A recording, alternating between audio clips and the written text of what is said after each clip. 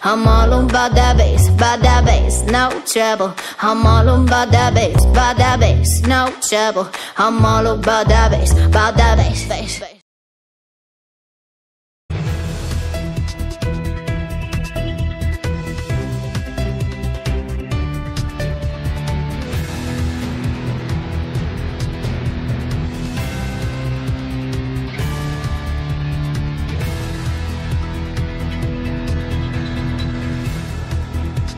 Bonjour à tous et bienvenue sur Atlantique Radio. Si vous venez de nous rejoindre, développer les exportations, c'est l'une des conditions pour que le Maroc puisse atteindre une croissance soutenue.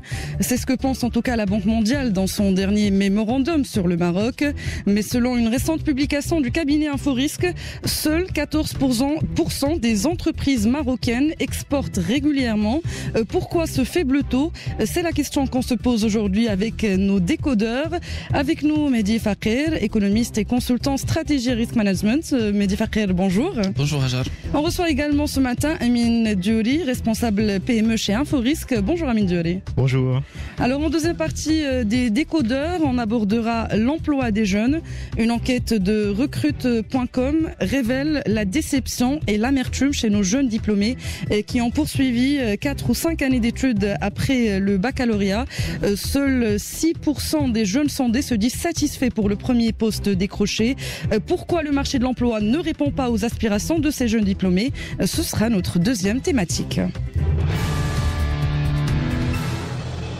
Alors, comme je le disais dans la présentation, renforcer les exportations est l'un des moyens de booster la croissance au Maroc. Mais les entreprises marocaines sont peu exportatrices.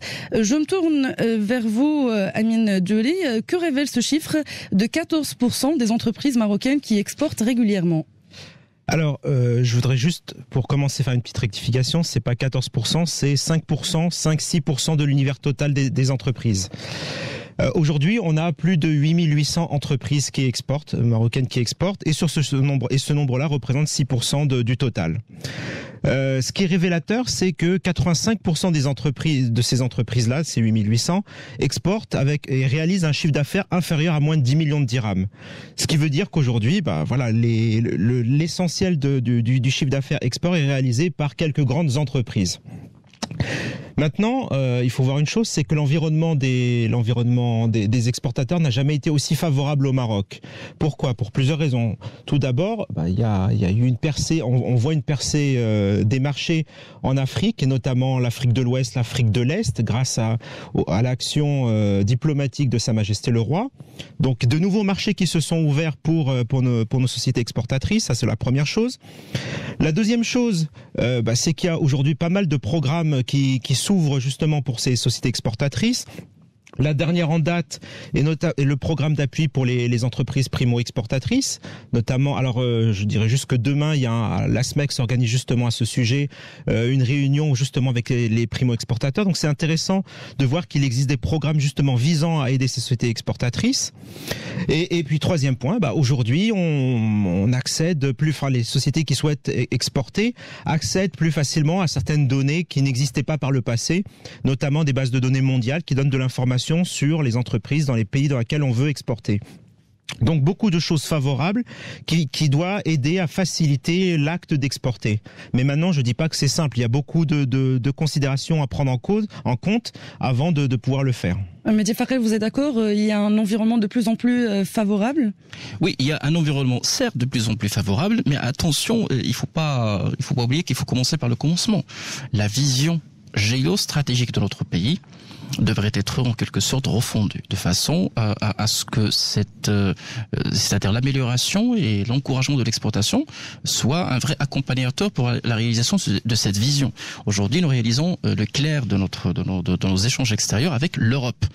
Cette Europe qui souffre de plusieurs problèmes, de plusieurs incertitudes. Nous avons eu récemment je dirais en quelque sorte des affaires.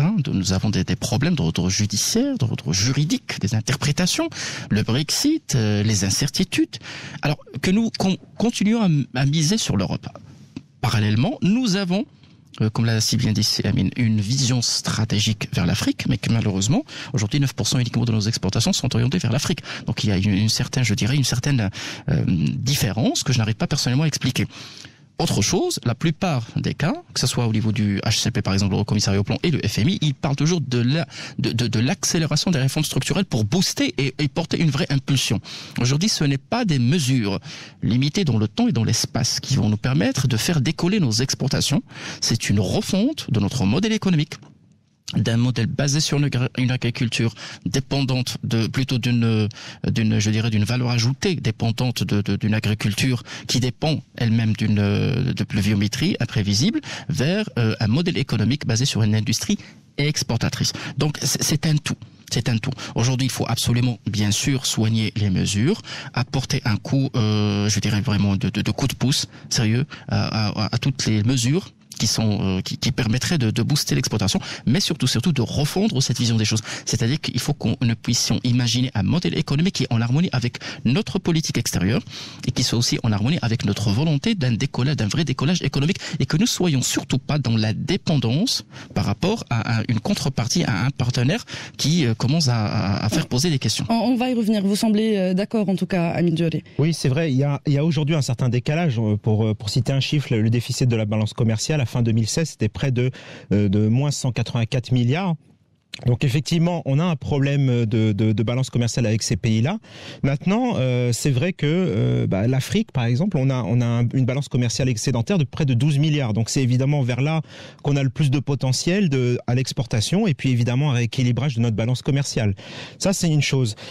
Le troisième point que je n'avais pas cité tout à l'heure, j'avais parlé de 2 points, donc des nouveaux marchés qui s'ouvrent à nous. J'avais parlé également des programmes d'appui, mais c'est vrai qu'il y a aussi l'aspect fiscal qui est important.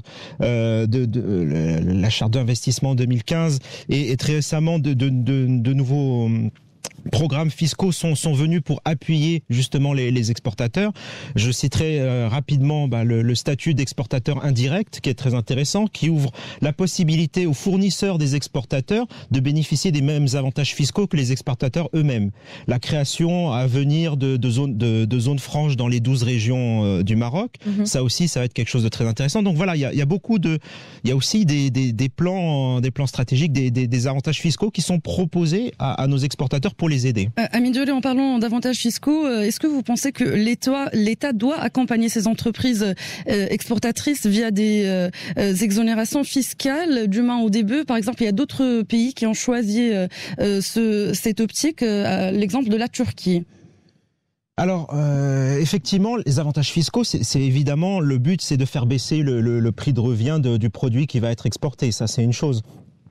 D'autres pays comme la Turquie bénéficient d'autres subventions qui fait que ça devient limite de la concurrence déloyale, et c'est pour ça que certains secteurs aujourd'hui, certaines industries marocaines ont des problèmes avec des industries exportatrices d'autres pays. La frontière n'est pas toujours très claire entre avantages licites et illicites, donc ça c'est la première chose. Maintenant, le rôle de l'État, effectivement, s'arrête à apporter des aides pour réduire un peu le prix de revient des produits à exporter. Maintenant, c'est vraiment une vision stratégique de l'entreprise qui souhaite exporter qui est le plus important. Et puis, il y a aussi la question de la compétitivité de l'entreprise elle-même. Oui, bien sûr, on va y revenir. C'est peut-être pour ça aussi. Aujourd'hui, on voit qu'il y a un effet taille pour les sociétés qui exportent. Il y a très peu de PME qui exportent. 150 à tout casser qui vont aujourd'hui vers l'Afrique. L'essentiel de l'effort est fait par les grandes entreprises, par les banques, par les assurances, etc., les entreprises du BTP, essentiellement. C'est vraiment vers cette cible des PME qu'il faut aujourd'hui voir comment les aider pour qu'elles puissent s'élancer plus facilement. Mais Fakir, quand vous parliez de vision globale de notre pays, vous pensez à quoi au juste? Non, mais écoutez, aujourd'hui, je pense principalement, entre autres, au programme d'accélération industrielle. Je parle également de l'accompagnement de cette vision africaine.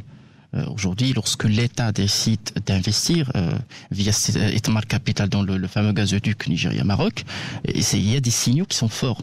Donc aujourd'hui, il faut absolument que nos entrepreneurs et nos opérateurs économiques comprennent qu'aujourd'hui, l'objectif, c'est pas de faire des affaires principalement, mais de développer une vraie économie exportatrice.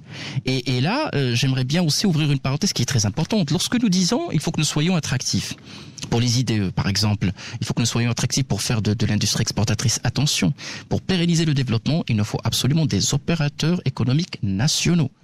Primo. des champions industriels nationaux, des champions exportateurs nationaux. Mis à part les très grandes entreprises. Absolument. Oui, les PME, il faut encourager les PME tout d'abord à produire ce qu'il y a à exporter. Tout d'abord, pas à exporter uniquement. Primo. Secondo,